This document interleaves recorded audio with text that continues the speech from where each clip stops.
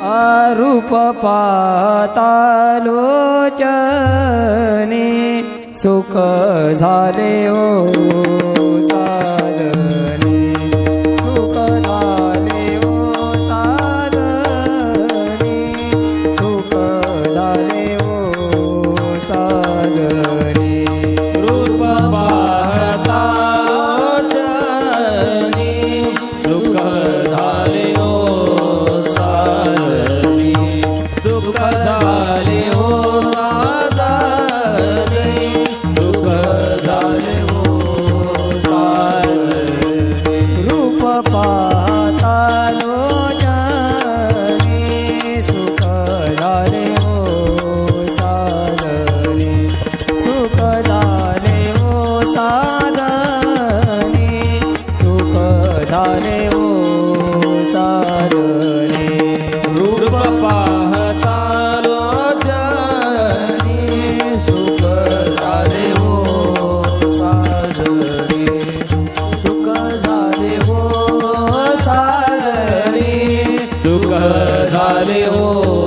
साधने तुहा विठ्ठल तुहा विठ्ठल विठ्ठल जय हो तुहा विठ्ठल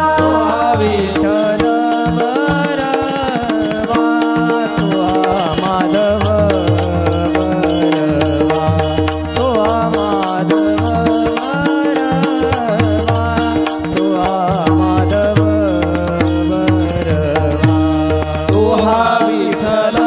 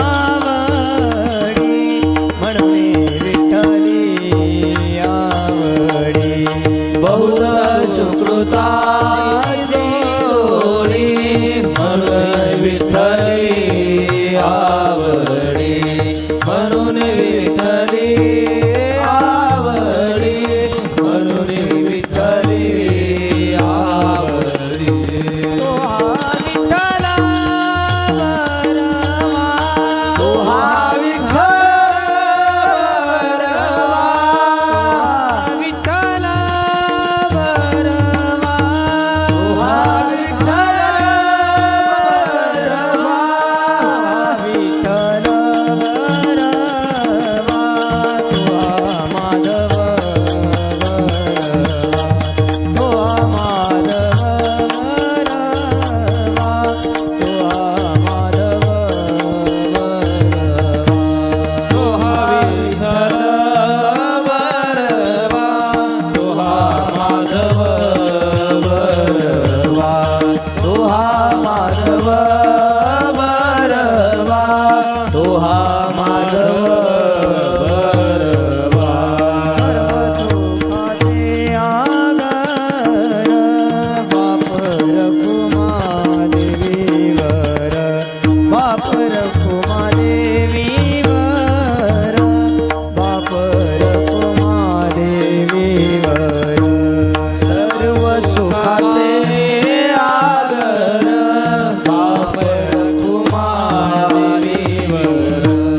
बापर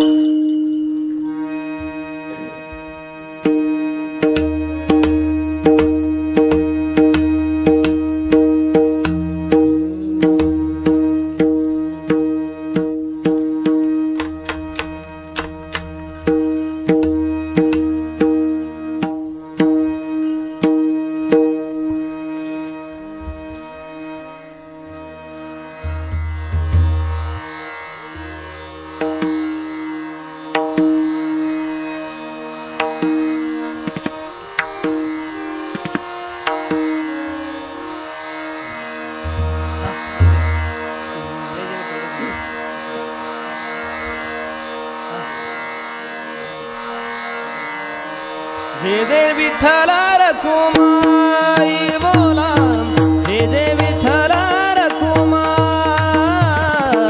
जय जय विठ्ठल रखुमाई जय जय विठ्ठल रखुमाई जय जय विठ्ठल रखुमाई बोला जय जय विठ्ठल रखुमाई जय जय विठ्ठल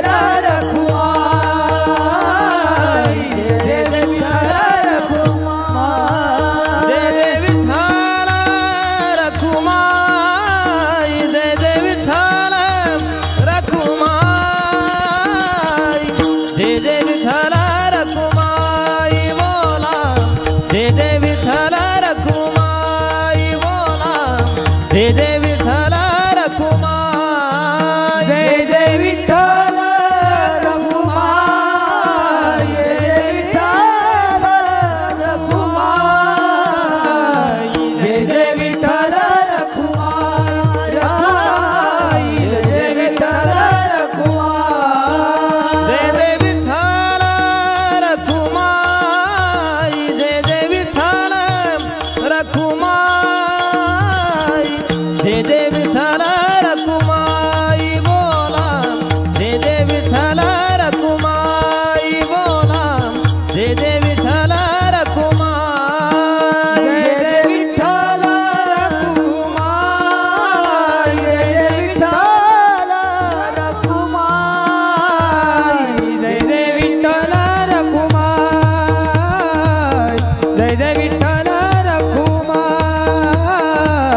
जय जय विठ्ठल रखुमाई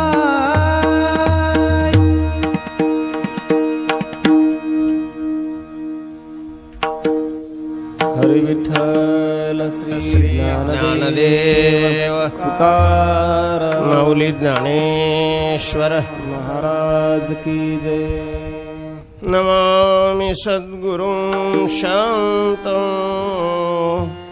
सच्चिदानन्दविग्रहं पूर्णब्रह्मपरानन्द मीशमानन्दवल्लभं वसुदेवसुतं देवं कंसचाणूरमर्दनं देवकी परमानन्दं कृष्णं वन्दे महायोगपीठे तटे भीमरथ्यां वरं पुण्डरीकाय दातुं मुनीन्द्रैः समागत्य तिष्ठन्तमानन्दकन्दं परब्रह्मलिङ्गं भजे पाण्डुरङ्गम् नमो सद्गुरु तुकया ज्ञानदीपा नमो सद्गुरु सच्चिदानन्दरूपा नमो सद्गुरु भक्तकल्याणमूर्ति नमो सद्गुरु भास्करा पूर्णकीर्ति मनुष्याकृती राघवे ख्याती केली शिळाश्रये सागरी तारी तुका स्वामी हा पूर्ण ब्रह्म प्रकाशी जळी रक्षले निर्जीवा कागदासी महाराज हा जन्मला मृत्युलोकी दुजी उपमान आढळे हलोकी भवसिंधुसी बांधिला सेतुजेने अनाथादिना कारणे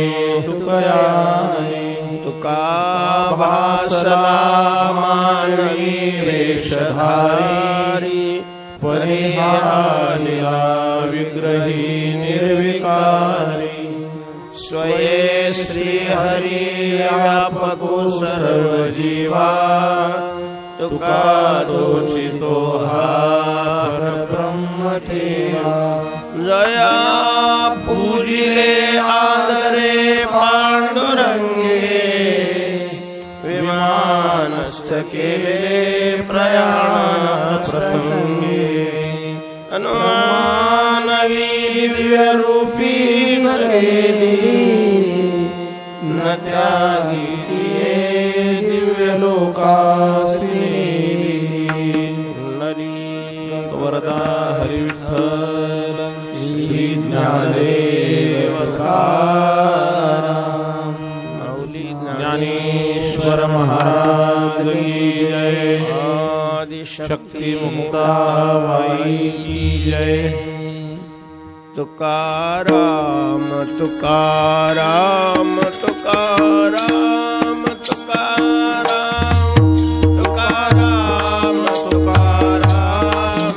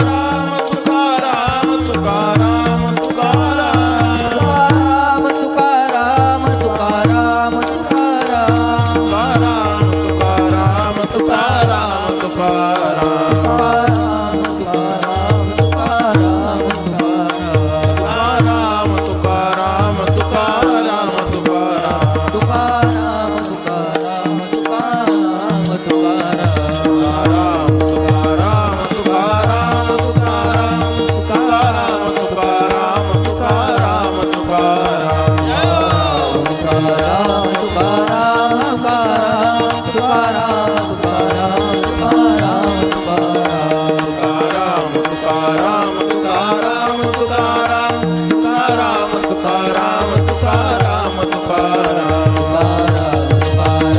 तुकाराम तुकाराम तुकाराम तुकाराम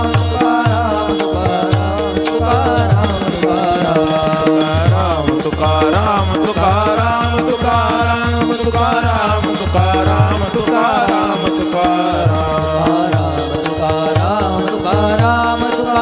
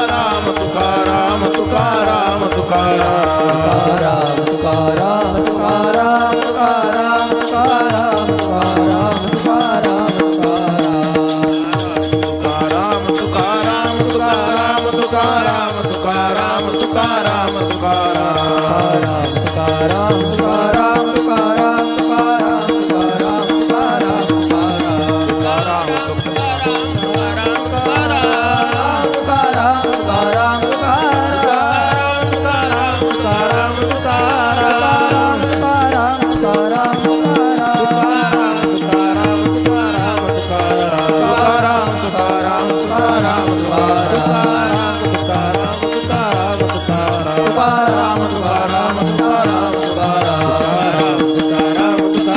तुकाराम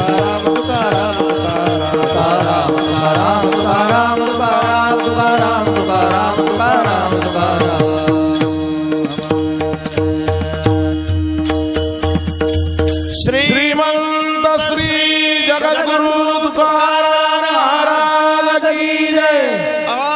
शक्ति मुक्ताबाई की जय। सद्गुरु जोग महाराज की जय। अखिल कोट ब्रह्मांड नायक कर्तुम अकर्तुम अन्यथा कर्तुम शक्ति संपन्न जगदीश पांडुरंग परमात्मा या भगवंताच्या असीम कृपेने आई साहेबांच्या दरबारामध्ये स्वानंद सुखनिवासी गुरुनाम गुरु जोग महाराजांच्या 99व्या पुण्यस्मरणानिमित्त तुकोबाऱ्यांच्या जीवन दर्शनाचा आनंद आपण लुटतोय। तुकोबाऱ्यांचं जीवन एवढं महान आहे, एवढं विशाल आहे, जन्मभर जरी आपण पळत राहिलो तरीही त्या पूर्ण जीवनाला आपण कवटाळू शकणार नाही, असं विशाल आहे। म्हणून जेवढं आपल्याला शक्य आहे तेवढ्या तुकोबाऱ्यांच्या जीवनाचं आपण दर्शन करण्याचा प्रयत्न करत आहोत। कालपर्यंतची कथा इथपर्यंत आलेली आहे की तुकोबाऱ्यांनी पांडुरंगाच्या मंदिराचा जीर्णोद्धार केलेला आहे। मंदिराचा सभामंडपही आता बऱ्यापैकी मोठा झालेला होता आणि मग मंदिरामध्ये कीर्तनाची साधना करावी अशी इच्छा तुकोबाऱ्यांना झालेली आहे। प्रथम तुकोबऱ्यांच्या समकालीन जी वैष्णव मंडळी कीर्तनाची साधना करत होती, तुकोबराय त्यांना बोलवायचे आणि स्वतः कधी त्यांच्या पाठीमागे टाळ घेऊन त्यांना म्हणू लागायचे, गाती पुढे त्याचे धरावे ध्रुपद, भावे चित्त शुद्ध करोनिया. तुकोबरायांनी म्हटलेलं आहे, जे पुढे गाती त्याचे ध्रुपद धरावे. पुढे गात होते त्यांना साथ करावी. आणि हे सगळं करत असताना श्रद्धेनं, प्रेमाने, आदराने आणि केवळ भगवत सेवा एवढाच उद्देश चित्तात ठेवून, केवळ भगवत सेवेचा उद्देश ठेवणं, याला चित्त शुद्ध करून साधना करणं असं म्हणतात. तुकोबरायांच्या अनेक अभंगामध्ये हा शब्द आलेला आहे आणि थोडासा घोटाळ्यात टाकणारा हा शब्द आहे. तुकोबराय म्हणतात की तुला जर देव हवा असेल तर त्याच्याकरता हे सोपं अशा प्रकारचं साधन आहे. तुझं व्हावा आहे देव तरी हा सुलभ उपाव. कोणता उपाय आहे तर भावे गावे गीत शुद्ध करोनिया चित्त. चित्त शुद्ध करोनिया भावे गीत गावे, हा त्याचा अन्वय आहे. तेव्हा चित्त शुद्ध करायचं आणि श्रद्धेने, विश्वासाने, प्रेमाने भगवंताचं गीत गायचं. भगवंताचं गीत गाणं म्हणजे भगवंताला गीतात गायचं, अर्थात त्याचा नामोच्चार करायचा आहे, नामस्मरण करायचं. पण ही साधना सांगत असताना तुकोबरायांनी चित्त शुद्ध करून ती साधना करायची सांगितली. आणि मग ते चित्त कशाने शुद्ध करायचं? चित्त शुद्ध करण्याकरता तर साधना आहे. आणि तुकोबराय सांगतात की साधनेच्या अगोदर तू काय कर, चित्त शुद्ध कर आणि मग साधना कर. हित व्हावे तरी दंभ दुरी ठेवा. चित्त शुद्ध सेवा देवाची. जर हित व्हावं असं वाटत असेल तर देवाची सेवा करा, पण कशी करा? दंभाला दूर ठेवून, चित्त शुद्ध करून भावानी देवाची सेवा करायची. असं चित्त शुद्ध असा शब्द आलेला आहे. आणि मग साहजिकच माणसाला हा प्रश्न पडतो की वा, चित्त शुद्ध करायचं म्हणजे नेमकं काय करायचंय? नामस्मरणाने तर चित्त शुद्ध होणार आहे. आणि नामस्मरण करण्याच्या अगोदरच चित्त शुद्ध कसं व्हायचं? कशाने चित्त शुद्ध करायचं? तर या ठिकाणी चित्त शुद्ध शब्दाचा मापक अशा प्रकारचा सापेक्ष अर्थ आहे. चित्त शुद्ध या शब्दाचा अर्थ आहे की चित्तामध्ये देवाची सेवा हाच उद्देश असला पाहिजे. मान मिळेल, पैसा मिळेल, सत्कार होईल, बाकीचा कुठलाही उद्देश असता कामा नये. याला चित्त शुद्ध ठेवून असं म्हणतात. तर तुकोबाराय म्हणतात की जे पुढं गात होते, पहिल्यांदा मी त्यांचं ध्रुपद धरून उभा राहत होतो आणि भावे चित्त शुद्ध करून ही साधना करत होतो. पण आता सततच बाहेरचा कीर्तनकार आणायचं सोपंही नसतं. बाकीचे सगळे म्हणायला लागले, महाराज तुम्हीच कीर्तन करा, तुम्हीच कीर्तन करा. तुकोबारायांना वाटायला लागले की भगवंताचे गुण आपण आपल्या मुखाने गावे, तर मग त्याच्याकरता अभ्यास पाहिजे. आणि म्हणून अभ्यासाकरता तुकोबारायांनी त्यावेळेला उपलब्ध असणारे ग्रंथ, विशेष रूपाने मराठी भाषेतील जे ग्रंथ होते, भावार्थ रामायण, एकनाथी भागवत, नाथ महाराजांचे अभंग, नामदेवरायांचे अभंग, योग वासिष्ठ अशा ह्या सगळ्या ग्रंथाचं मनन करायचं ठरवलेलं आहे. मनन करण्याकरता एकांत हवाय, वृत्तीला विक्षिप्त करणार दुसरं कुठलंच अशा प्रकारचं माध्यम जवळ नको. म्हणून तुकोबारायांनी ह्याच्यातील एक एक ग्रंथ घ्यावा आणि पूजा आटोपून आरती झाली, भगवंताला नमस्कार करावा आणि सरळ भंडारा डोंगर धरावा. देहूपासून 4-5 किलोमीटर भंडारा डोंगर आहे. आज त्या डोंगरावर खूप सोय झालेली आहे, सोय होते. फार मोठं तुकोबारायांच्या मंदिराचं बांधकाम त्या ठिकाणी सुरू केलेलं आहे. 100 कोटी रुपयाचा संकल्प आहे त्या मंडळीचा, त्या बांधकामाचा. 50-50 फूट खाली खडक फोडून तिथून तो भरून आणलेला आहे. काम प्रगती पथावर आहे, चालू आहे अजून. नक्की भगवंतांनी ज्यांना ऐश्वर्य दिलेलं आहे, धन दिलेलं आहे, त्यांनी आपला काही धनाचा वाटा अशा ठिकाणी खर्च करायला पाहिजे.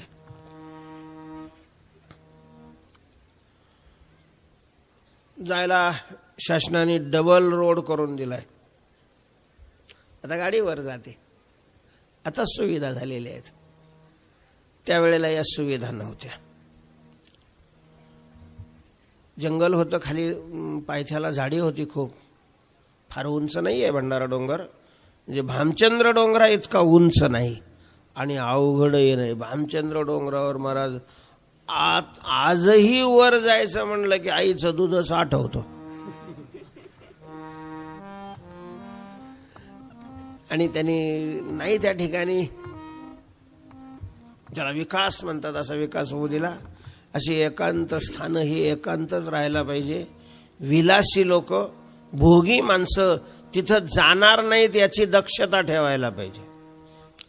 वैराग्यवान माणूसच तिथं जाईल आणि राहील, त्यालाच ते स्थान चांगलं वाटलं पाहिजे. उगं फटाकान फटाकड्या जाऊन तिथलं वातावरण दूषित करतील अशा प्रकारची प्रेक्षणीय स्थळ, पवित्र स्थळ नाही बनावी.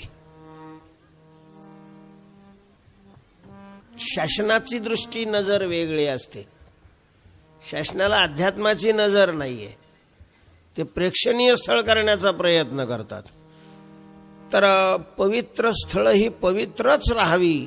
साधना करणारांनीच त्या ठिकाणी जावं आणि साधना करावी. पूर्वी त्या ठिकाणी भंडाऱ्या डोंगरावर असं एकांत स्थान होतं.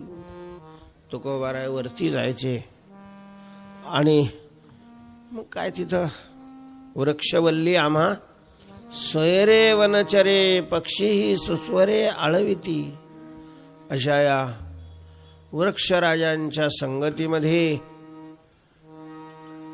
तुकोबाराय बसून एका एका ग्रंथाचं पारायण, पठन, अर्थचिंतन आणि अर्थरूपता अशा प्रकारची साधना तुकोबाराय करू लागलेले आहेत. वारकरी मंडळीमध्ये अशा प्रकारची मान्यता आहे की तुकोबारायांनी भंडाऱ्यावर एकनाथी भागवताची 1000 पारायण केली. 1000 पारायण. आळस आणि निद्रा याच्यावर तुकोबारायांनी विजय मिळवलेला होता. विजय. आळस येणार नाही एवढंच खात असत, कारण आळसाचा आणि खाण्याचा फार जवळचा संबंध आहे. तसं आता अलीकडल्या VIP वारकऱ्यामध्ये आहाराची साधना फारशी नाही केली जात. आपण कोणाचं खातो, कसलं खातो, किती खातो, आणि मग त्याचा परिणाम असा आहे की साधनेला बसलं की आळस येतो. आहारामध्ये नशा असतेच. तुम्हाला हे आश्चर्य वाटू नये आता की आपण ज्या भाज्या खातो त्या भाज्यावर दारूच अशा प्रकारचं फवारणी केली जाते. आणि त्या शेतकऱ्याची मान्यता अशी आहे की कीटकनाशक फवारून जे काम होत नाही ते दारूच्या फवारणीनं व्हायला लागले.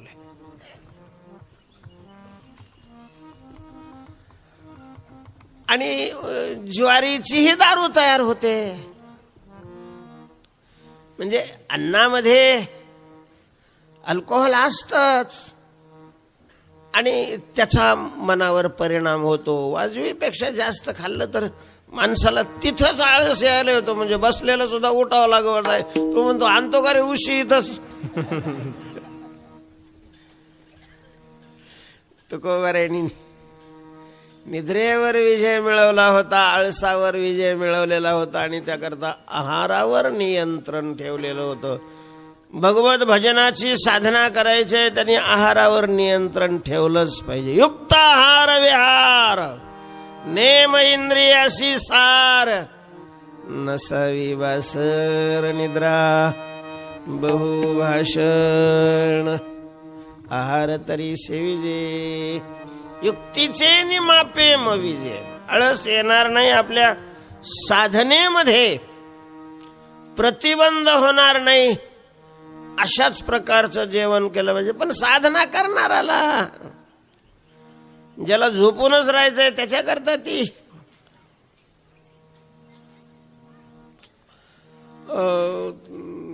चांगलंच आहे. त्याला शास्त्रामध्ये काय म्हणतात गोड प्रतिबंध.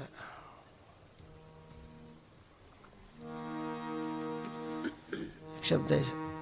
तर तुकोबारायांनी आहारावर नियंत्रण केलेलं होतं. म्हणजे महिपती महाराज वर्णन करतात अभ्यास करत असताना आळस आणि झोप येऊ नये म्हणून तुकोबारायांनी दोरी वर बांधायची आणि तिला शिंडीला बांधायची.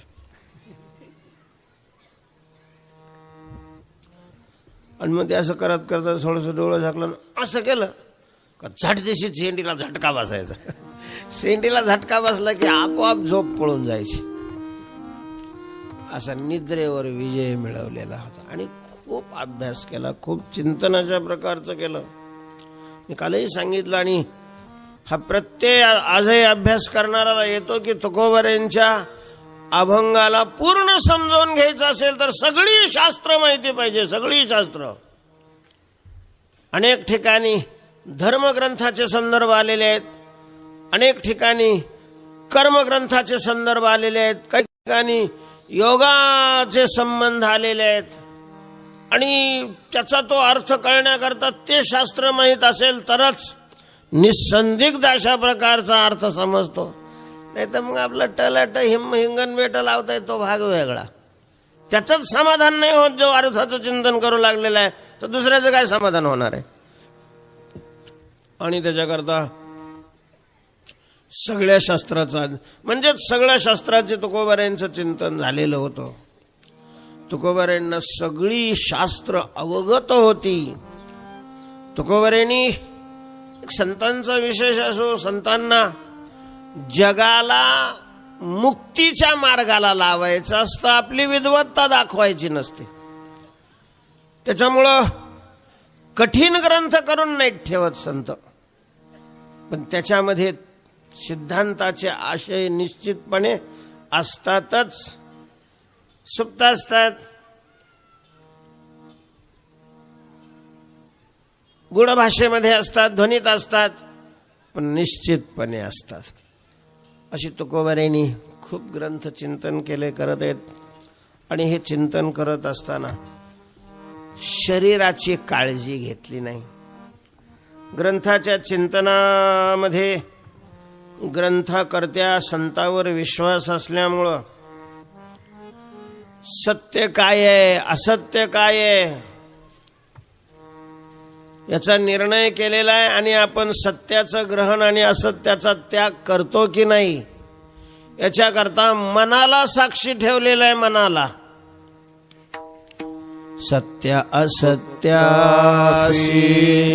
मन गेले ग्वाही सत्या असत्या हे बहुमता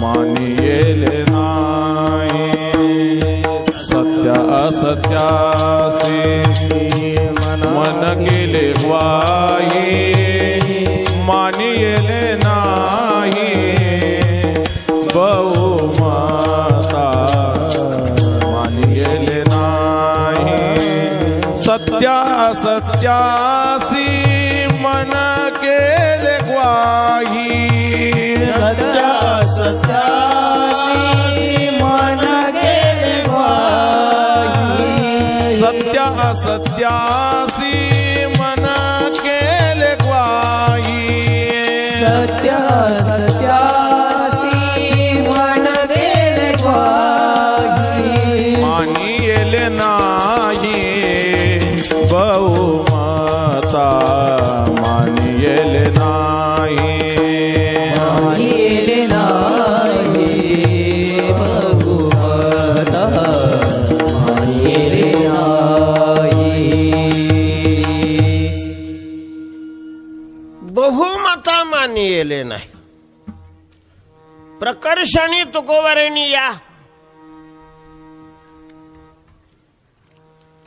सिद्धांतावर जोर दिलेला आहे. महाराज तुकोबारायांचं हे म्हणणं आहे की ज्याला आपलं कल्याण करायचंय आणि आपलं कल्याण करण्याकरता परमार्थाला लागलेला आहे त्यांनी लोकमताला किंमत देऊ नये.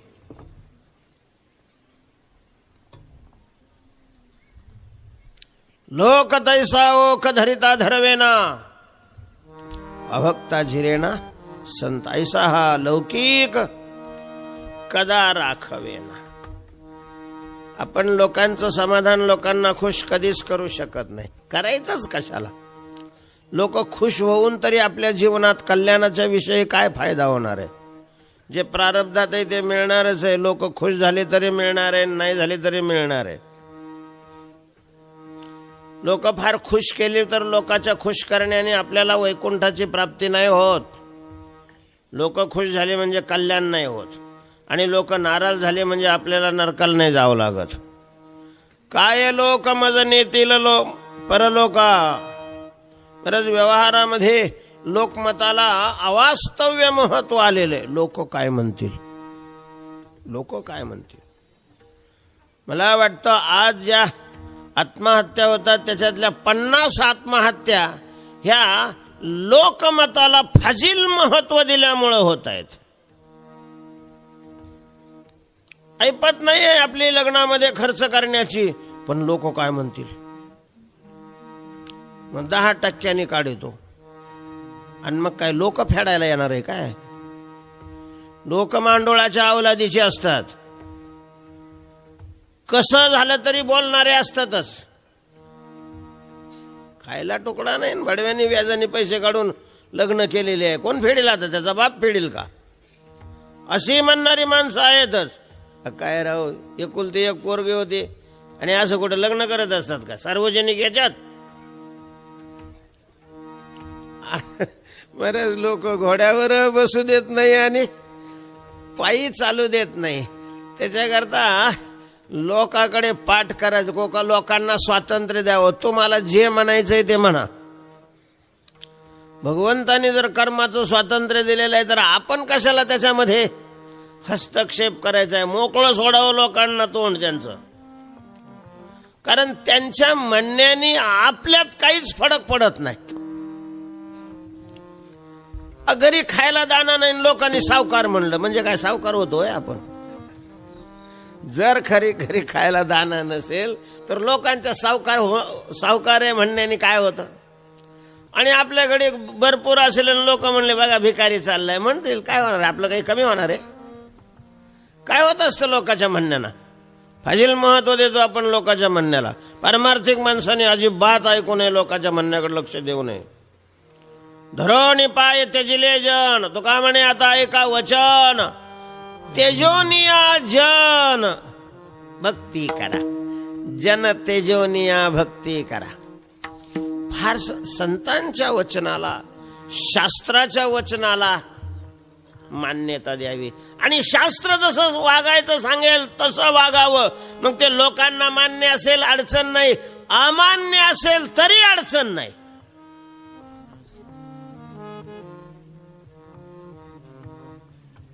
तुकोबऱ्यांनी संतांच्या वचनाला महत्व दिलेलं आहे आणि जसं संतांनी सांगितलं तशा प्रकारचं आचरण करायला सुरुवात केलेली आहे. बहुमताला नाही किंमत दिली तुकोबाराय म्हणतात, मानेले नाही बहुमता. एके दिवशीचा प्रसंग आहे. मी पहिलेच सांगितलं की महाराज जिजाबाई माऊलींचे खूप खूप उपकार आहे आपल्या सगळ्यावर. तुकोबाऱ्यांच्या दर्शनाच्या अगोदर जिजामाऊलीचं दर्शन घ्यावं, कारण जिजामाऊली होत्या म्हणून तुकोबाऱ्यांचं शरीर राहिलं. अन्यथा तुकोबाऱ्यांचं शरीर साधना करत असताना केव्हाच संपलं असतं. आपणच जिजाबाईचे उपकार मानावे असं नाही, देवानी जिजाबाईचे उपकार मानलेले रोज शिव्या खाऊन. महाराज कधीच विसरत नव्हत्या जिजामाऊली देवाला.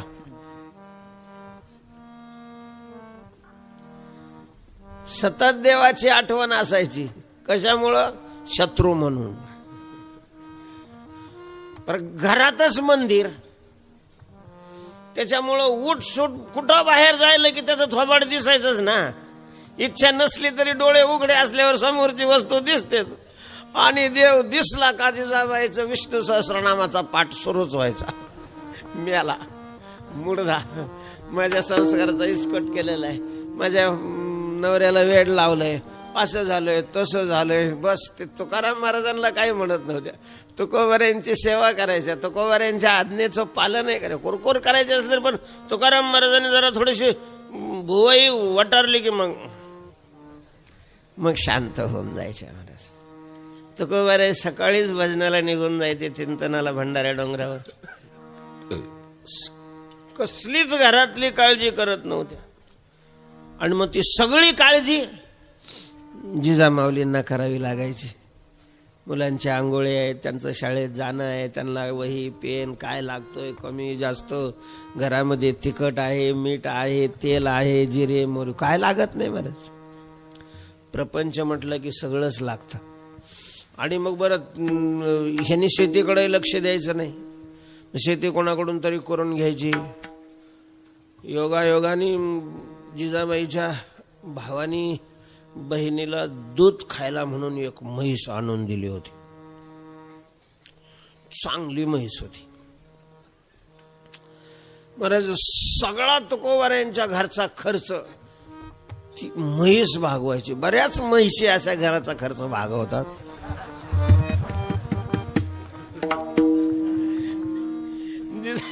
जिजामाऊलीनी त्या म्हशीची सेवा करायची. तुकोबाराय पांडुरंगाची सेवा करायची तर जिजाबाई म्हशीची. मग दुपारी तिला धुवून काढायचं, घासून काढायचं. दुपारून आसपासच्या शेतात जाऊन गवत आणायचं, ते गवत टाकायचं. भरपूर दूध द्यायची ती दुधाच्या काळामध्ये आणि त्याच्यावर चालायचं. तर सकाळी मग स्वयंपाक वगैरे आटपून पोरांना जीव घालून शाळेत पाठवून पुन्हा तुकाराम महाराजांच्या भाकरी. त्या भंडारा डोंगरावर पाणी सुद्धा नव्हतं. पाण्याचा मोरवा, भाकरी बरोबर घ्यावी आणि 5 किलोमीटर. अहो नवरा कमवत असला तर मग घेऊन बी जायला काही वाटत नाही ना.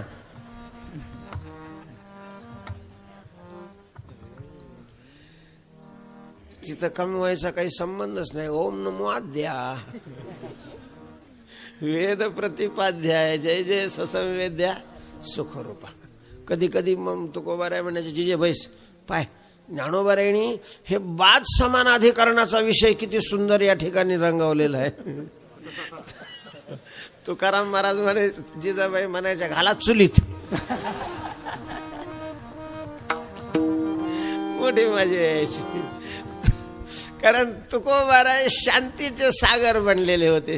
त्यामुळे जिजाबाईंनी किती कडकड कडकड कडकड केली तरी काही होत नव्हतं, कारण तुकोबार यांच्यावर त्याचा काही परिणाम. आणि जिजाबाईंना हे कळून चुकलेलं होतं की आपल्या बोलण्याचा यांच्यावर काहीच परिणाम होत नाही. टाळायचं बोलणं, पण मग कधी कधी उसाळा यायचा, उमाळा यायचा, तर ते तोंडातून बाहेरही पडायचे. एके दिवशीचा प्रसंग आहे, उन्हाळ्याचा दिवस आहे, वैशाख महिना चाललेला आहे, सूर्य आग ओतू लागलेला आहे.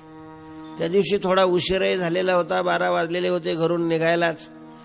जिजाबाईचा जीव असा तळमळ करत होता. सकाळी पोहे सुद्धा खाऊन नाही गेले, तसेच गेले. अजून काहीच खाल्लं नाही, भूक लागली असेल, तिथं पाणी पण नाही प्यायला. टोपल्यामध्ये भाकरी, पाण्याचा मोरवा घेतलेला आहे, चुंबळकडून डोक्यावर टोपलं ठेवलेलं आहे आणि सहन सहन सहन सहन जिजाबाई चाललेले आहेत. महाराज चपला सुद्धा नाही तो पायाच्या. जिजाबाई म्हणजे काय तामिळनाडूची मुख्यमंत्री नव्हती.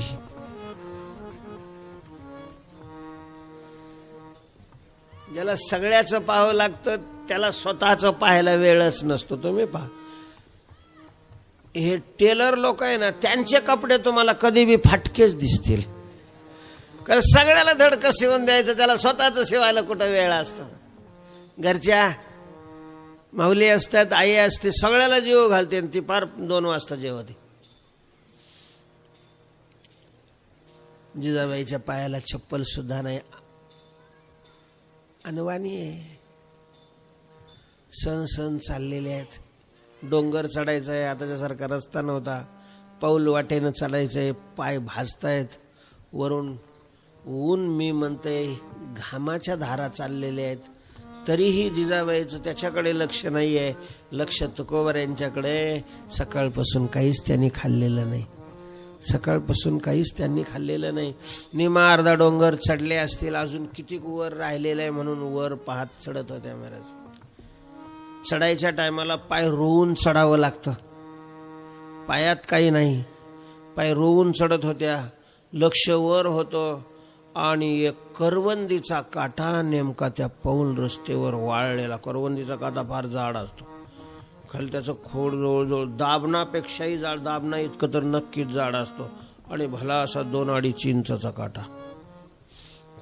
पण तो फाटात छोटासा, तो रस्त्यावर कोणीतरी शेळ्या राखणाऱ्याने वगैरे टाकला, पडलेला होता, वाऱ्यानं आला असेल, असा उभा. यांचं लक्ष वर आहे, वर चढायचं म्हणून रोवून पाय टाकलेला आहे, आणि तो पाय त्या काट्यावर पडला महाराज. काटा सरस वरूनच निघाला, खालून घुसला तो काटा, वरती निघालेला आहे. जिजाबाईच्या तोंडातून एक चिंकाळी बाहेर पडलेली आहे.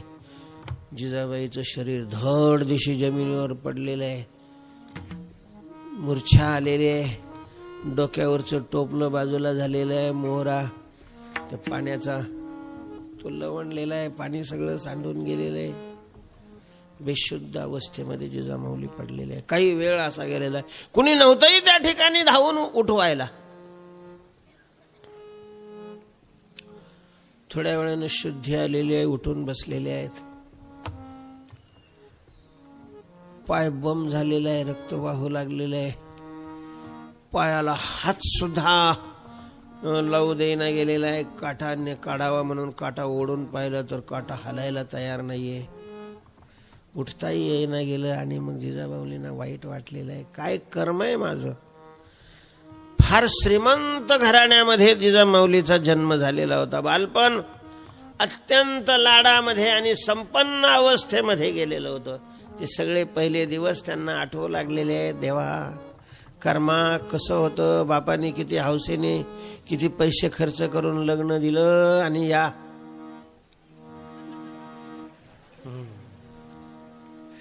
दलिंदराच्या पदरी मला बांधलेलं आहे. भावानं यात्रेला नेलं, 4 धाम यात्रा करून आणली, त्याचं पुण्य इकडं कामाला येत नाही. महिपती बाबा लिहितात, जिजामाऊलीची त्यांनी तुला केलेली होती, सुवर्ण तुला. आणि ते सगळं सोनं गोरगरिबाला अतिथांना भिक्षुकांना वाटलेलं आहे, तेही पुण्य कामाला आलं नाही. काय वेळ आलेली आहे. मोरव्यातलं पाणी सगळं सांडलेलं आहे, भाकरी बाजूला पडलेली आहे, दिवस खाली चाललेला आहे, त्यांच्या पोटात भूक असेल ही चिंता आणखीन सतावते. आपोआप डोळ्यातून अश्रू आलेले आहेत, तरीही मोठ्याने रडत नाहीत. पुन्हा आठवण आलेली आहे, मी मोठ्याने रडले तर ह्या काळ्याला कळल आणि तो इथं येईल माझी मजा बघायला, मला म्हणेल देते का मला शिव्या, देते का मला शिव्या. म्हणून असं अगदी आतल्या आत रडतायत, रुदन करतायत. कुणी येईल म्हणून वाट पाहतायत. महाराज कोण येतं. पडता जड भारी नसी आठवावा हरी, मग तो होऊन दिसेन. पण जिजाबाईंनी यालाही आठवलं नाही, पण त्यालाही आठवली. भगवान धावून त्या ठिकाणी आलेले आहेत. पायाचा आवाज आल्याबरोबर चमकून जिजामाऊलीने मागं पाहिलं तर राजस सुकुमार मदनाचा पुतळा. तो म्हणे मी आला इथं कशाला आला. नको त्याला नजरेनं पाहिला म्हणून समोर पाहिलं, मागून येत होता. समोर पाहिलं, भगवंतानी अशी काही लीला केली, समोरही तो दिसायला लागला. इकडून बी आला मुर्दा म्हणून इकडल्या बाजूला पाहिलं, तिकडं तो दिसायला लागला. इकडं पाहिलं, इकडं तो दिसायला लागला. त्याचं स्वरूप दिसू नये म्हणून जिजामाऊलींनी डोळे झाकून घेतले. महाराज डोळे झाकल्यानंतर आता तो दिसायला. आता हरी बाहेर, हरी हरीने घरी. फार साधना करावी लागते त्यावेळेला. अशी चौकडे परमात्मा ही प्रतीती येते. महाराज वासुदेव सर्वमिती समहात्मा सुदुर्लभ, पण त्याच्याकरता बहुनाम जन्मनाम अंते ज्ञानवान माम प्रपद्यते. बहुनाम जन्मनाम. ही तर जिजाबाई माऊली तर देवाचं नावही घेत नव्हत्या, घेतच होत्या, फक्त शिव्या देत होत्या. आणि भगवंतानी आपल्या व्यापक रूपाचं दर्शन जिजामाऊलींना दिलेलं आहे. आश्चर्य वाटतंय लोकांना. अनेकांनी प्रश्न केले की परमात्मा भक्तीने वश होतो हे खरं आहे, साधना केल्याशिवाय त्याचं दर्शन होत नाही. कैसेनी दैवत प्रसन्न त्वरित उगार आहे निवांत. त्वरित दैवत कैसेनी प्रसन्न होय, त्याला तेवढी साधना करावीच लागते. महाराज फार पांढरे केस होतात, भजन करू करू तरी योगी दुर्लभ स्वप्नात येत नाही. आणि जिजामाऊलींनी त्याच्याकरता कुठलीच साधना केली नाही, सेवा केली नाही, भक्ती केली नाही, ज्ञान नाही, उपासना नाही. आणि भगवंतानी जिजामाऊलींना दर्शन दिलं कसं? कसं दिलं जिजामाऊलींना दर्शन? महाराज ज्या तुकाराम महाराजाला त्याच्या सगुण दर्शनाकरता अन्न पाणी सोडून 7 दिवस भामचंद्र डोंगरावर राहावं लागलं, तोच देव त्याच रूपामध्ये आणि शिव्या देणाऱ्या जिजामाऊलींना कसा दिसला? हा निश्चित संशय येण्याचा हा काय आहे भाग आहे, ठिकाण आहे. कोणालाही असा संशय येणं साहजिक आहे. पण हेही तितकंच खरं आहे की साधना केल्याशिवाय परमात्मा दर्शन देत नाही. कालच झालं ना आपले, घेतल्याशिवाय तो काही देतच नाही. महाराज त्याच्याकडून काही मिळावं असं वाटत असेल तर पहिलं त्याला काहीतरी द्यावं लागतं, घेतल्याशिवाय तो देत नाही. पण मग जिजाबाईंना कसं काय दर्शन दिलं? त्यांनी काय केलंय साधना जिजामाऊलींनी? महाराज फार मोठी साधना जिजामाऊलींनी केली होती. जिजामाऊलींनी देवाला इतकं प्रसन्न केलं की नाही बोलवलं तरी तो धावून आलेला आहे. फलबल न्याय म्हणतात, फलबल न्याय.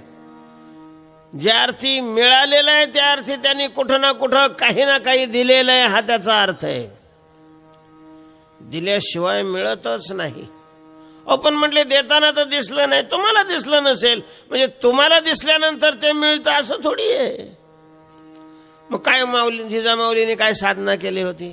बरं, जिजामाऊलीने देवाला प्रसन्न होण्याची महत्वाची साधना केली. हे एक साधनेतलं वर्म आहे. साधनेतलं वर्म काय आहे? देवाला प्रसन्न करण्याकरताच आपण देवाची उपासना करतो, देवाची प्रार्थना करतो. श्री अनंत मधुसूदना, त्यानं प्रसन्न व्हावं म्हणतो. पण इकडं आपण श्री अनंत म्हटलं का तो असा बोटात कान बोट घालतो तिकडं जातो.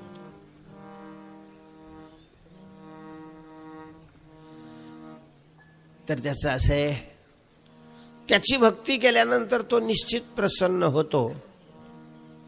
पण त्याची भक्ती करणाऱ्यापेक्षाही त्याच्या भक्ताची जर भक्ती केली तर फार लवकर तो प्रसन्न होतो.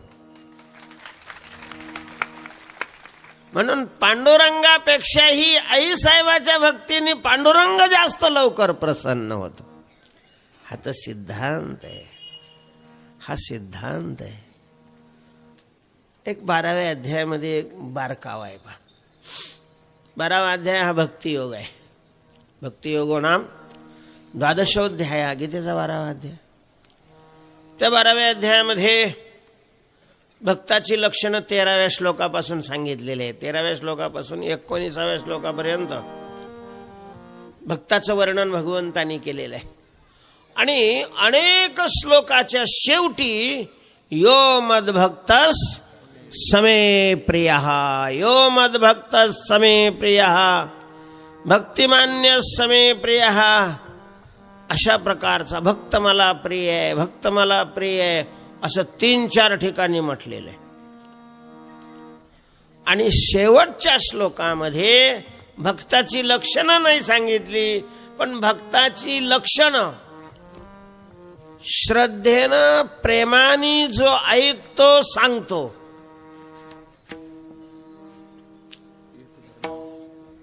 काय 20वा श्लोक?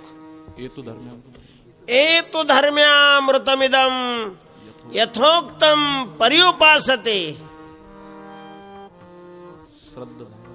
श्रद्धाना मत्परमा भक्तास्ते तीव मे प्रियः.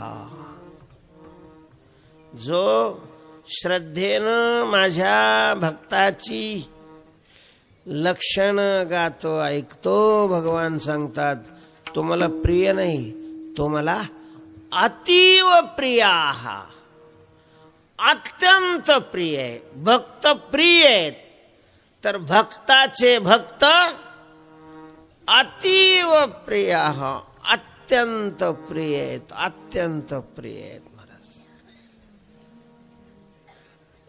वारकऱ्यामध्ये अशी एक कथा सांगितली जाते. आळंदी पंढरीची सतत सारखी पायी वारी करणारे भक्त प्राचीन कालापासून आहेत, आजही आहेत. एक वारकरी बाबा आळंदीची वारी संपून पंढरीकडे निघालेले आहेत आणि एका ठिकाणी एका शेतकऱ्याकडे थांबले. खूप महाराज श्रद्धेनं वारकऱ्याची सेवा करणारी त्या भागातली माणसं आहेत, देवच मानतात. त्यांनी वारकरी बाबाला जीव घातलं आणि निघाल्यानंतर सांगितलं की वारकरी बाबा, स्वतः तोही पांडुरंगाचा भक्त आहे, ती म्हणे मी नवीन आंब्याची बाग लावलेली आहे आणि पहिलेच आंबे निघालेले आहे. मी संकल्प केलेला होता की पहिले आंबे देवाला खायला द्यायचे. आता तुम्ही पायी जाणार आहात, फार ओझं तुमच्याजवळ तर देता येत नाही, पण एवढे 5 आंबे तुम्ही काय करा, देवाला खायला द्या. ठीक आहे बाबा म्हणून वारकरी बाबांनी 5 आंबे घेतलेले आहेत, चालत गेलेले आहेत. शेवटच्या दिवशी, दशमीच्या दिवशी पंढरपुरामध्ये जायला खूपच उशीर झाला त्यांना. 11, 11:30 वाजले. ते तिथं जाईपर्यंत तिथलं सगळं जेवण वगैरे सगळंच आटपून, उद्या एकादशी असल्यामुळं पार जिकडं तिकडं वाटून, भांडी घासून, पालथे घालून ठेवलेले. आणि यांना खूप भूक लागली. तिथं पाहिलं काहीच खायला नाही, दुकानं बंद झालेली आहेत, उद्या एकादशी आहे, आज भूक लागलेली आहे, काय करावं काय करावं काय करावं. आणि मग लक्षात आलं की शेतकरी बाबांनी आंबे दिलेले आहेत देवा करता. आणि मग आपण देवाला देऊ, दुसरे देऊ, तोपर्यंत उसने घ्यायला काय हरकत आहे. आणि त्याच्यामुळं त्याच्यातले 3 आंबे खाल्ले. आणि मग दुसऱ्या दिवशी पांडुरंगाच्या दर्शनाला जाताना ते 2 आंबे घेतले, तिथं नेऊन देवापुढं ठेवले आणि सांगितलं, पांडुरंगा, अमक्या अमक्या शेतकऱ्याने तुझ्याकरता 5 आंबे पाठवले होते, पण रात्री मला खूप भूक लागल्यामुळं त्याच्यातले 3 मी खाल्लेले आहेत, तेव्हा 3 तुझे आंबे माझ्याकडे आहेत, मी नंतर 3चे 6 देईन, पण सध्या तुझं उसनं उधारी माझ्याकडे आहे आणि हे 2 आंबे त्यांनी तुला दिलेले आहेत. म्हणून भगवंताच्या पुढे निवेदन केलेलं आहे. वारी संपलेली आहे, परत चाललेले आहेत. वारकरी बाबाला वाटलं की त्या शेतकऱ्यालाही सांगावं, बाबा तू दिलेले 5 आंब्यापैकी मी 3 खाल्ले आणि 2 देवाला दिलेले आहेत, मला माफ कर, मी ते देवाचे आंबे पुन्हा देवाला देणार आहे. म्हणून त्या वारकऱ्याकडे गेले. वारकऱ्याने खूप आनंदाने त्यांचं स्वागत सत्कार वगैरे केला. आणि ते सांगणार त्याच्या अगोदरच शेतकऱ्यांनी सांगितलं, वारकरी बाबा तुम्हाला सांगायची काही आवश्यकता नाही, मला कळालेलं आहे. पांडुरंगानेच स्वप्नात येऊन मला सांगितलं की तुझे 3 आंबे मला प्राप्त झाले. तो म्हणे, नाही रे, मी देवाला तू दिलेल्या आंब्यापैकी 2च दिले. असं कसं काय म्हटले? देवाने मला सांगितलं 3 मला पोहोचले म्हणून, 2 कसं काय दिले? तुम्ही देवाला 3 दिले. नाही रे बाबा, 3 मी खाल्ले आणि देवाला 2च दिले. आणि देव म्हणतोय की मला 3 आंबे पोहोचले. याचा अर्थ आला तुमच्या लक्षात? म्हणजे जे वारकरी बुवानी 3 आंबे खाल्ले ते देवाला पोहोचले, पुढे ठेवलेले नाही. भक्ताची सेवा केली आपण तर देव फार लवकर प्रसन्न होतो आणि खूप प्रसन्न होतो. मग त्याला शिव्या दिल्या तरी त्याला चालतात. भक्ताची सेवा केली. जी माणसं देवाची पूजा करतात, घंटा वाजवून आरती करतात आणि देवाच्या भक्ताला त्रास देतात, देवाला त्याची ती पूजा मान्य नाहीये. तुकोबाराय म्हणतात, त्यांनी वाहिलेली फुलं देवाला दगड अंगावर पडल्यासारखे होतात. येती दगड तैसे वरी, मंत्र पुष्प देवाश्री.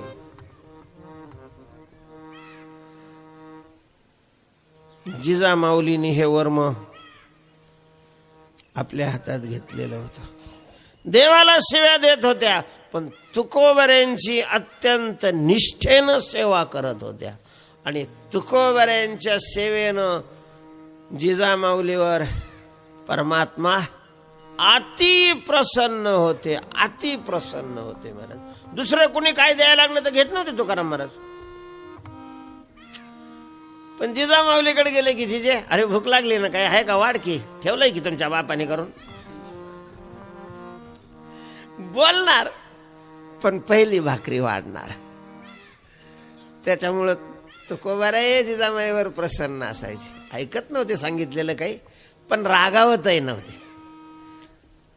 कधी कधी बोललेलं ऐकून अशा प्रकारची घ्यायची. तेव्हा तुकोबारायांची सेवा जिजामाऊलींनी केली असल्यामुळं, करत असल्यामुळं पांडुरंग जिजामाऊलीवर अति प्रसन्न होते, अति प्रसन्न होते. आणि त्या जिजामाऊलीला काटा मोडलेला आहे. माझ्या तुकोबारायांचं जेवण घेऊन चाललेले असताना काटा मोडलेला आहे. जर आपण यावेळेला सहकार्य केलं नाही तर तुकोबारायांना दिवसभर उपाशी राहावं लागेल. म्हणून महाराज जिजामाऊलीची इच्छा नसताना पांडुरंग त्या ठिकाणी प्रगट झालेले आहेत. देवाला वाटतंय की ही मला विनाकारण शत्रू मानते, तसं मी काहीच करत नाही. या निमित्ताने थोडा समझोता करून घ्यावा.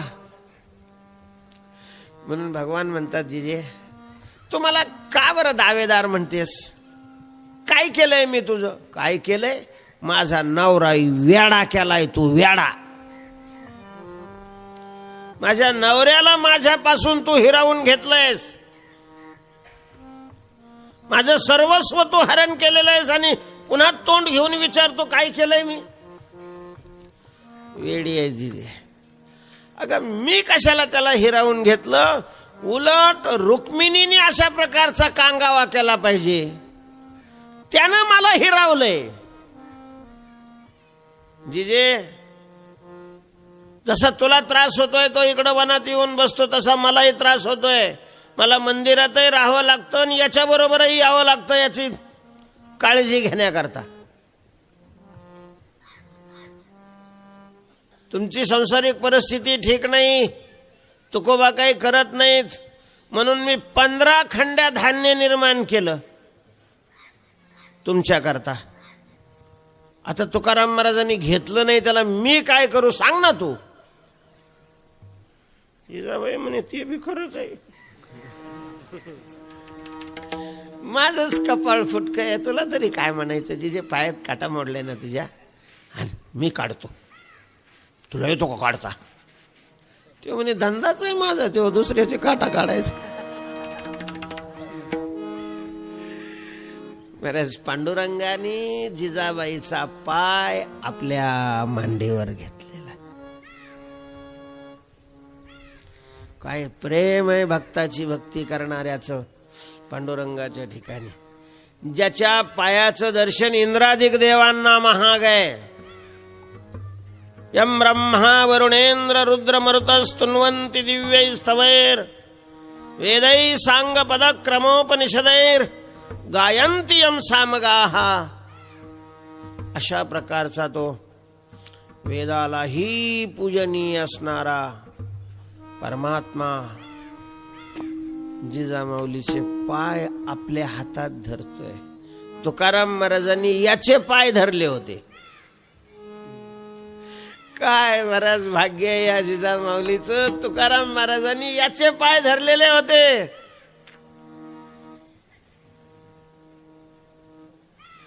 लोकाला याचे पाय धरायचे तुकोबाराय सांगत होते. त्याचे पायी घाला मिठी मोलने घे जग जेठी.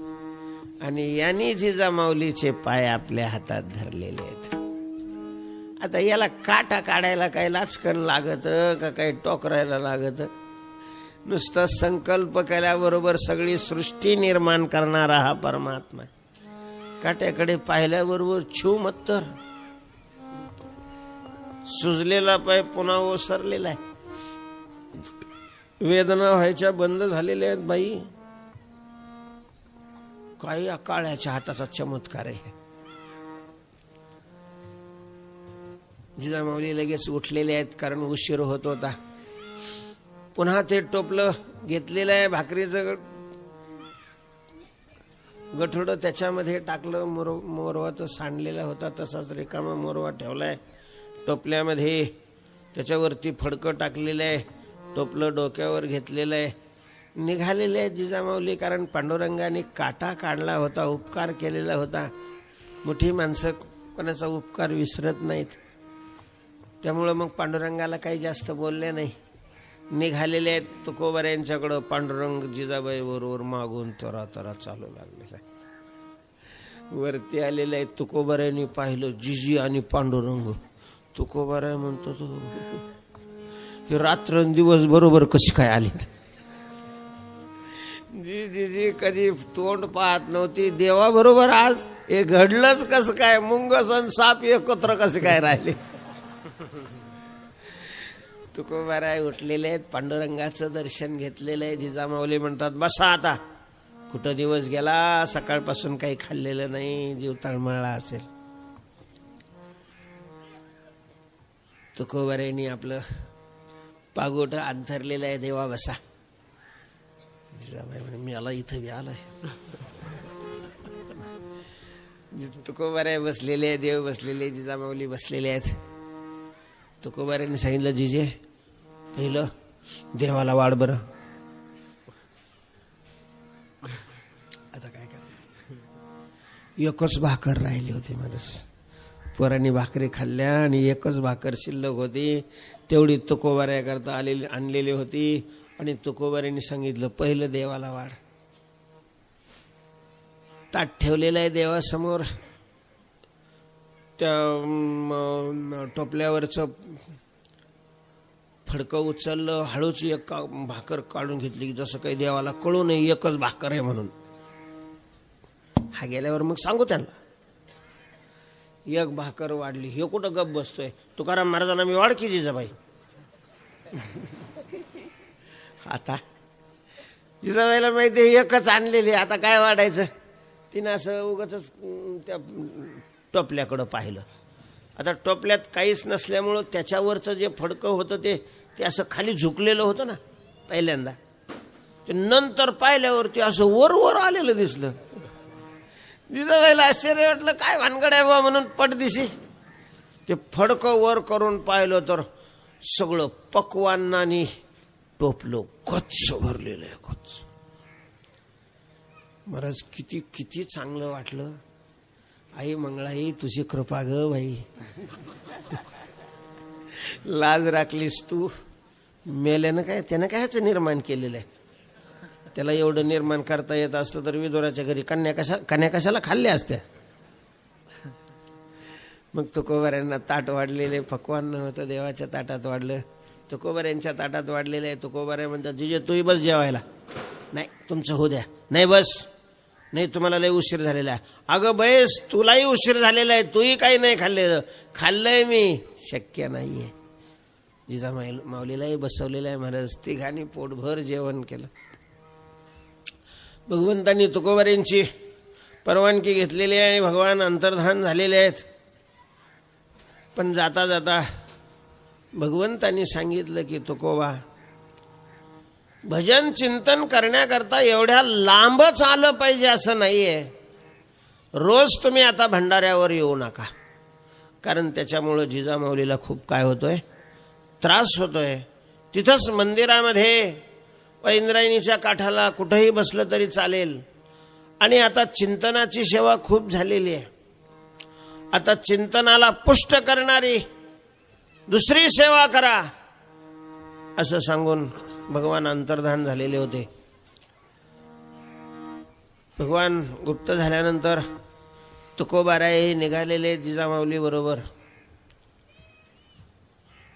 खाली आले. आणि मग तुकोबारायांनी आपल्या साधनेचं स्वरूप बदललेलं आहे.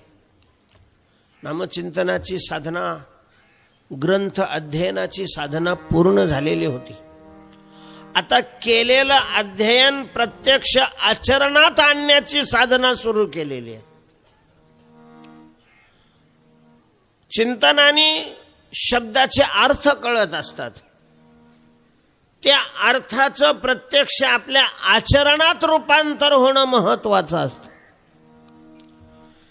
नाही तर बोर्डाचीच कडी बोलाचाची भात जेवोनिया तृप्त कोण झाला.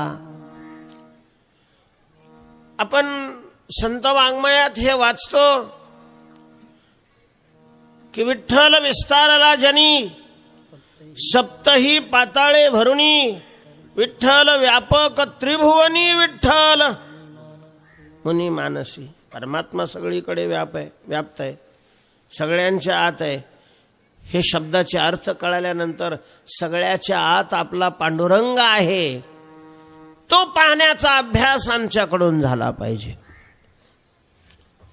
आणि तो होण्याकरता मग सगळ्याला पांडुरंग मानून सगळ्यांची निगर्व होऊन सेवा केली पाहिजे. पांडुरंगाच्या भक्ताचं जीवन हे चंदनासारखं जीवन असावं. चंदन स्वतः अंगानी उगळतं आणि तापलेल्या जीवाला शांत करतो. शांत तापली चंदन निववितो कुडी. तसं पांडुरंगाच्या भक्तांनी आपल्या शरीरानी, आपल्या वाणीनी, आपल्या मनानी जगत स्वरूप असणाऱ्या पांडुरंगाची भक्ती करणं आवश्यक आहे. ढेकणासारखे वारकरी नाही बनावे वारकऱ्यांनी. पांडुरंगाच्या भक्तांनी चंदनासारखं बनावं, चंदनासारखं. तो का म्हणे, गुण चंदनाचे अंगी तैसे तुम्ही जगीस. आणि मग तुकोबाऱ्यांनी त्या साधनेला सुरुवात केलेली आहे.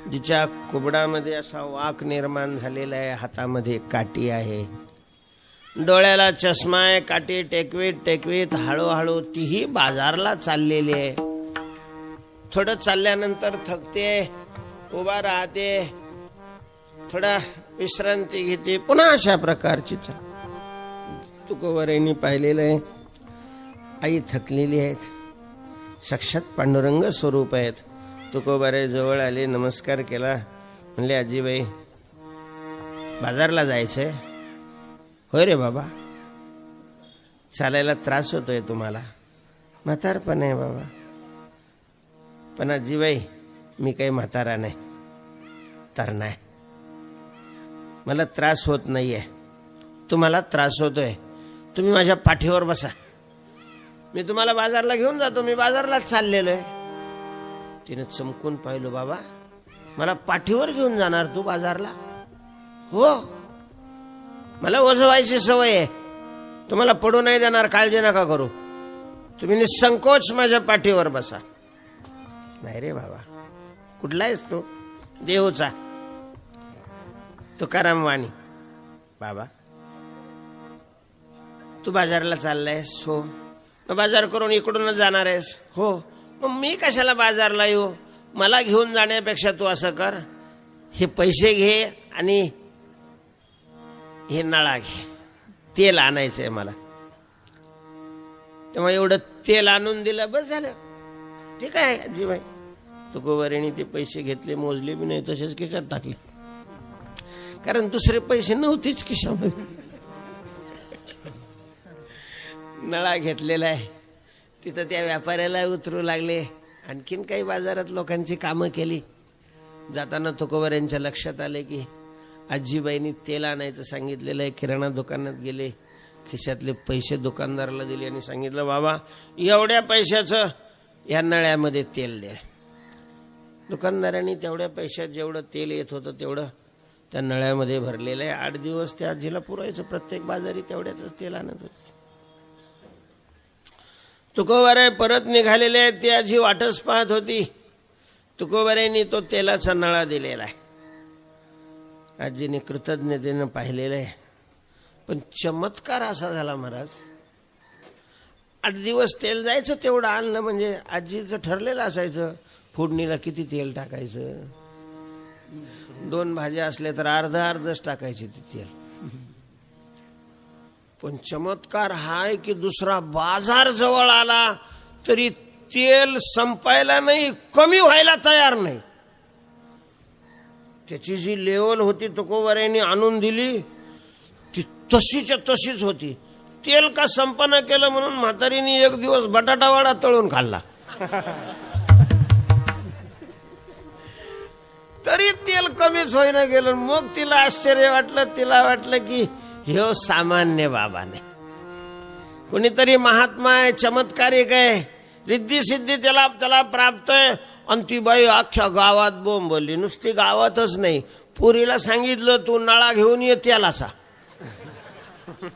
पाहुण्या रावड्याकडून सगळ्या तेलाच्या बाटल्या आणि पैसे आणले, वाटच पाहत बसली. गावकऱ्याला माहित झालं, गावकरी सगळे तेलाचे डबे घेऊन वाट पाहत आहेत तुकाराम महाराज. दुसऱ्या वेळेस तो महाराज आमचं तेल आणा, महाराज आमचं तेल आणा, महाराज आमचं तेल आणा. आता काय करू बा? तुकोबाराय म्हणे टाका खिशात पैसे. आणि ते हातात काही सगळे नळे बसाना गेले. तुकोबारायांनी असे दोन्ही हात केले, बांधा म्हणे हाताला. सगळ्या तुकाराम महाराजाच्या अंगाला नळेच बांधलेले लोकांनी. लोक स्वार्थी असतात महाराज, काही घेणं नाही.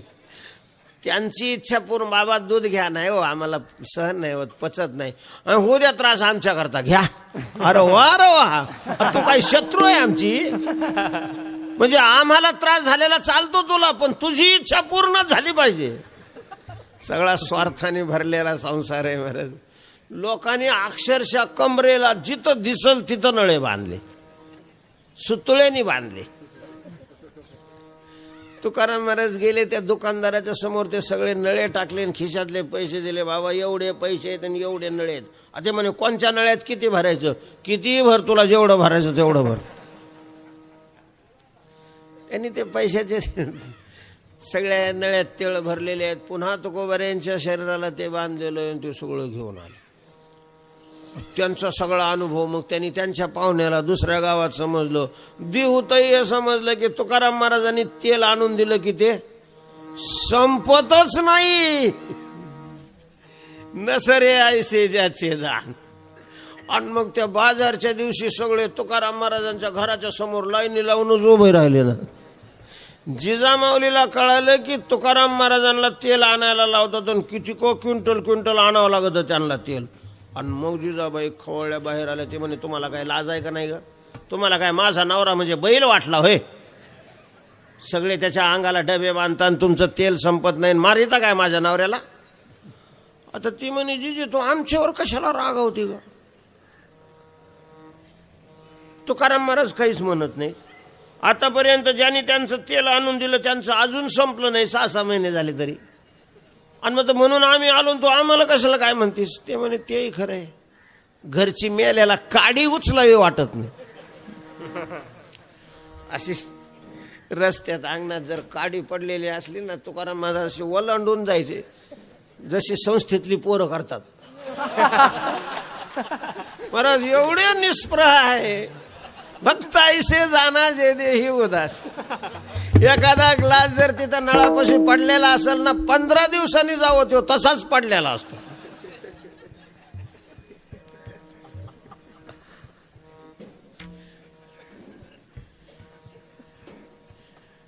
जायाचे जैसे लेणे अंगावरी हाच वाण, तैसे संस्थेचे सामान म्हणे. महिने आपल्या कपाळाला डोकं. आता आमचंच नशीब आहे, काय म्हणायचं त्यांना. दुसऱ्याची किती कामं करतो, घरची का घरचं म्हणलं की नाही. देह आणि देह संबंधे निंदावी, इतरे वंदावी, श्वान शुकरे एने नावे झाला मी माझ्याचा झाडा. हे वर्म तुकोबऱ्यांना सापडले. चिंतनात तुकोबऱ्यांचा काल जात होता. सकाळी पूजा वगैरे आटपून तुकोबाराय बाहेर निघणार इतक्यात जिजाबाईंनी आठवण दिली, महाराज बोला बाईसाहेब, बापाची पुण्यतिथी आज घालायचंय ना बोलोबाला जीव. वा, आई वडिलाचे किती उपकार असतात. चमडी काढून त्याचे चप्पल केले तरीही ते उपकार फेडणं शक्य नाहीये. घालायचं म्हणजे घालायचे जीव, पितर जीव घालायचे. पण काहीच नाही घरात. काळजी नको करू, आत्ता घेऊन येतो मी. तुकाराम महाराज गावातलं तर कोणताच दुकानदार पुढं उभं करीत नव्हता. शेतात गेले, काही भाजी फिजी आणून भाजी शिजवून दाखव, नाही वदे म्हणले, काय आमकच पाहिजे असं थोडंच आहे, पितर समजून घेतील. जीव घालायला पाहिजे ना. रस्त्यात एकाचा गहू काढणं चालू होतं. गावातल्या बाया रोजांनी सांगितलेल्या. आणि तुकोबाऱ्या रस्त्याने चालले होते, त्यांनी पाहिलेलं आहे. त्यांनी सांगितलं, तुकाराम बाबा येता का गहू काढायला? हो झाले, भिडले गहू काढायला. बाकीच्या रोजगारांनी पागता धरल्या. तुकाराम महाराजांनी एक पात धरली. लोकांचं 20-25 फूट एक कासराभर होतंय तोपर्यंत ह्यांची पात काढाला. मालक पाहायला आला. ती म्हणे, काय तो माणूस आहे, तुम्ही काय जनावर आहे काय? त्यांची पात काढायला गेली आणि तुम्ही इतक्या मागं कसे? त्या मजुराला वाटलं ही पिढा इकडं कशाला आली.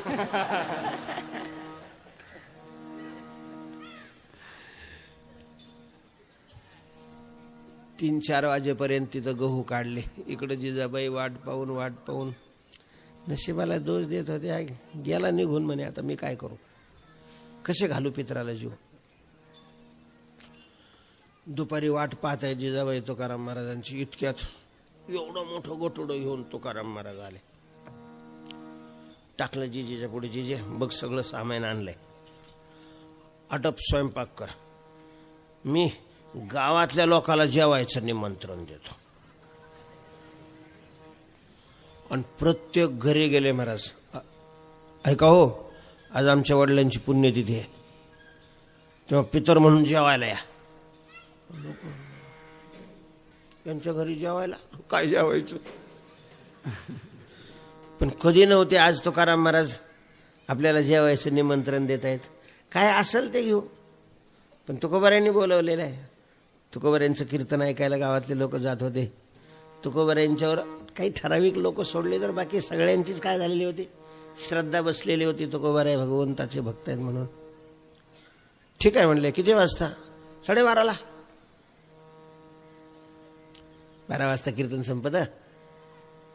मग थोडं निवेदन फिवेदन होतो, 12:30 होतातच. तेव्हा या 12:30ला जेवायला. बरं, अख्खं गाव सांगितलं महाराज जेवायला, अख्खं गाव. जिजामाऊली सुगरण होते. गठोडं सोडलंय, पाहतात तर गव्हाचं पीठ, हरभऱ्याची डाळ, गूळ, त्याला टाकायला जिरे, विलायची, बेसन पीठ भाज्याला, कुरडाई, सगळं सगळं पुरणपोळीच्या स्वयंपाकाला लागणारं सगळं साहित्य होतं. तुकाराम महाराजांनी भांडे आणलेले आहेत मागून. आज चांगलंच लक्ष तुकोबाऱ्यांनी घरात दिलेलं आहे.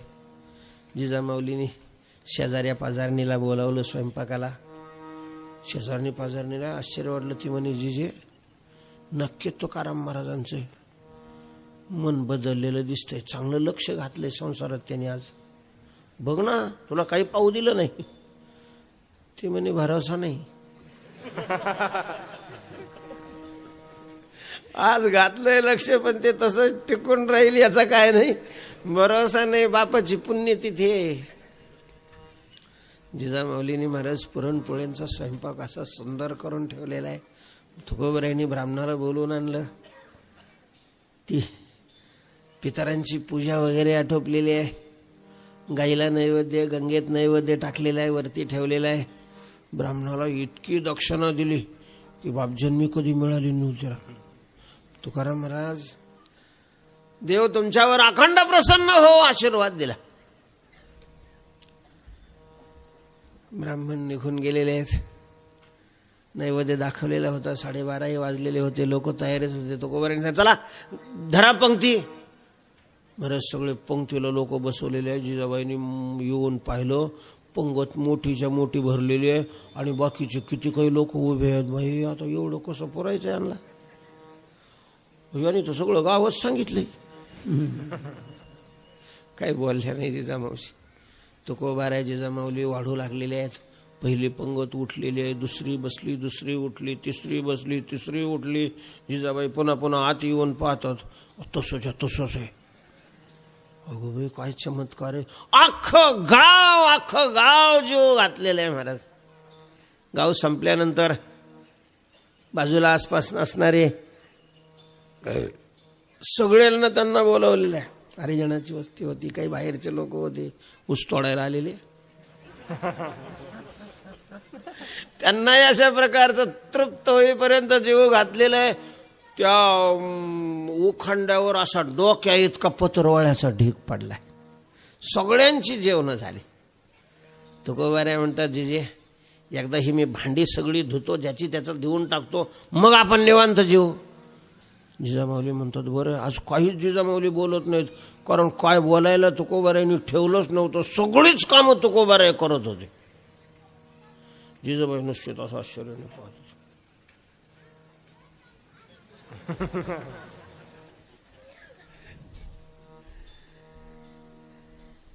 हे इकडं भांडे धुवायला गेले आणि 4 वाजता यांचा गहू संपला काढायचा. त्या शेतकऱ्यांनी अक्षी 500 एवढ्या मोठ्याल्या पेंड्या बांधून तुकाराम महाराजच्या डोक्यावर दिल्या. तुकाराम महाराज म्हणतात, वा आपले बोल तर लय प्रसन्न होतील. आता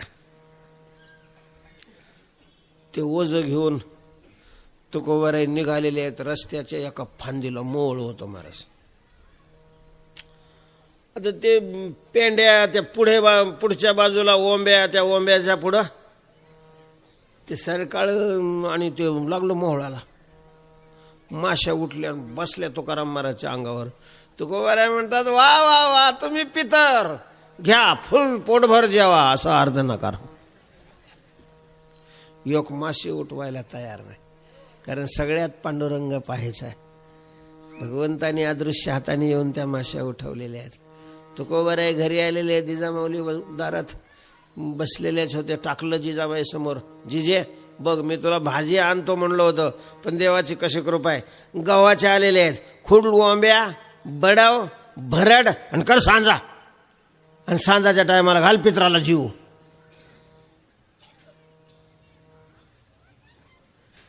जिजामाऊली नुसतेच तोंडाकडे पाय लागले काय. तुकाराम महाराज ते भारेने ते फेटा थोडासा एका बाजूला खाल्लेला, उन्हामध्ये काम केल्यामुळे थोडं काळवणलेला चेहरा. अरे पाहतेस काय, पुण्यतिथी आहे ना आज वडिलांची, गव्हाच्या ओंब्या आणल्या. ते म्हणे तुम्हाला येड तर नाही लागलं ना? ते म्हणे का? ते बघा ना पत्रवाळ्याचा ढीग, तुम्ही सगळं सामान आणलं, सगळं गाव, अख्खं गाव जेवलंय, आणि तुम्ही म्हणता की ह्या ओंब्या. तुकोबाराय म्हणतात मी आणलं सामान, आता कमाल झाली बा. अहो तुम्ही नुसतं सामानच आणलं नाही, घरोघर जाऊन निमंत्रण केलं लोकांना, लोकांना जीव वाढलं, आणि भांडे घासायला गेले होते ना तुम्ही. तुकाराम महाराज म्हणतात जीजे तुला येड तर नाही लागला आज? पण पत्रवाळ्याचा ढीग सगळा प्रत्यक्ष पुढे दिसतोय, उरलेलं अन्न भांड्यामध्ये दिसतंय. आणि मग तुकोबारायांच्या डोक्यामध्ये प्रकाश पडलाय की आपलं रूप घेऊन पांडुरंगाने हे सगळं कार्य केलेलं आहे. गळगळ गळगळ तुकोबारायांच्या डोळ्यातून अश्रू वाहू लागलेले आहेत. धावत पांडुरंगाच्या मंदिरामध्ये गेलेले आहेत. देवा देवा देवा, काय केलंस हो तू हे माझ्या करता?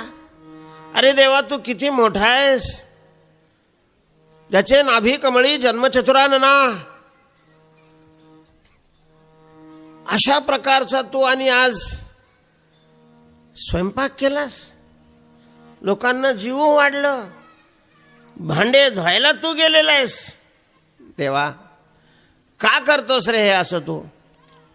ते काही नाही, आज तू आमच्या पंक्तीला बसल्याशिवाय मी जेवणार नाही. पुन्हा महाराज देव प्रगट झालेले आहेत, आणि पुन्हा तुकोबाराय, पांडुरंग आणि जिजामाऊली रुक्मिणी माऊलीलाही घेऊन आले. येताना जिजामाऊलीला आहेर बी आणला होता. पुन्हा एकत्र जेवलेले आहेत, पांडुरंग निघून गेलेले आहेत. अशा प्रकारे तुकोबारायांची दिनचर्या चालू आहे. 9:45 वाजत आलेले आहेत. पुन्हा कीर्तनाला उशीरच होतो. आहे की नाही? खरं आहे की नाही अरे महाराज? मग उशीर होतो, काय करता, नाही म्हणावं वाटत नाही, पण आता बस झालं. आता थोडस तुकोबारायांच्या चरित्राविषयी उड्या माराव्याच लागणार आहे आपल्याला, कारण आपल्याकडे आता दिवस काय राहिलेले आहेत, कमी राहिलेले आहेत. मुख्य ठळक ठळक अशा प्रकारच्या तुकोबारायांच्या जीवनातल्या ज्या गोष्टी आहेत त्याचं चिंतन उद्यापासून केलं जाईल.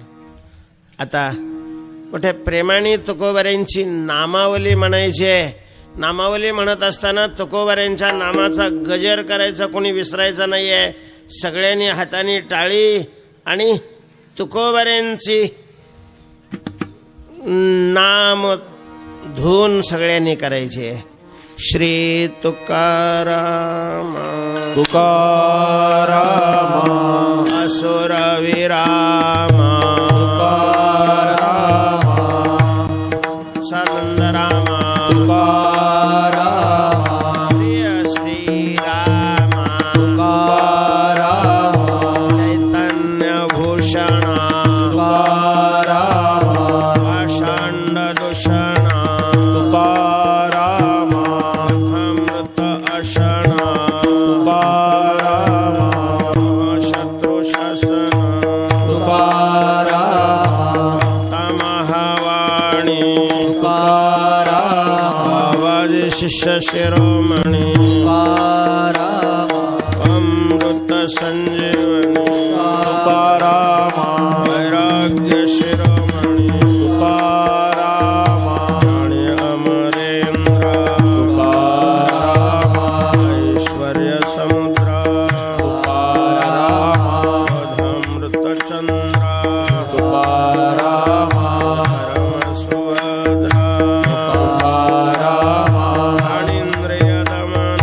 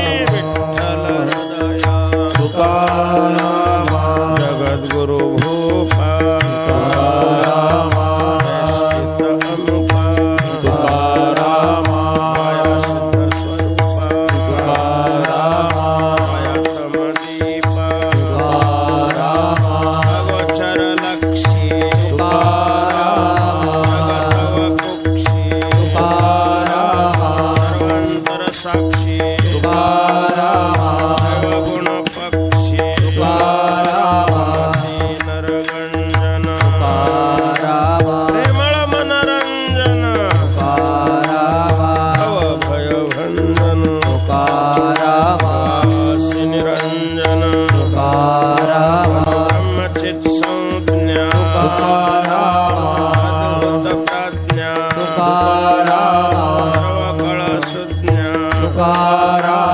अंधतवाज्ञा तत्वज्ञा भुवन भैराज्ञा लोक्यकृतज्ञा उद्धरत आज्ञा षडरिपुसहरीत्या मायानदीतरत्या त्रयहरत्या जय कर्त्या महायोगमण्डना पापखण्डना काळदण्डना असुरखण्डना तू सुखसागर प्रेम आगर ब्रह्मतनुनागर अद्भुत सौदागर चिन्मय सुखवासी क्षेत्र निवासी सम्य सुखासी तारक लोकासी हरिपदाब्ज भ्रमरा वंदमः अमरा काई कुमरा वाणी पामरा शयतनुगात्रा परम पवित्रा सत्पात्रा बलवा मुद्रा प्रेमाद्भुत सिंधु सागर इंदु प्रिय बंधु गुणातीत साधु उमेश सुलोचन अहमंदमोचन अष्टवत कंचन कर्तमूल सिंचन सुखमय पवना पत्रय जीवना आनंद तरुवदना श्रीरंग सुरंगा गुणयोग तुरंगा मणि कुरंगा महानंद तरंगा अदृश्य निगमा अगमा भावुक संयमा जाळ निर्गमा सर्वज्ञ सुवर्मा मूर्तिमंत धर्मा क्षिति कर्मा विरहित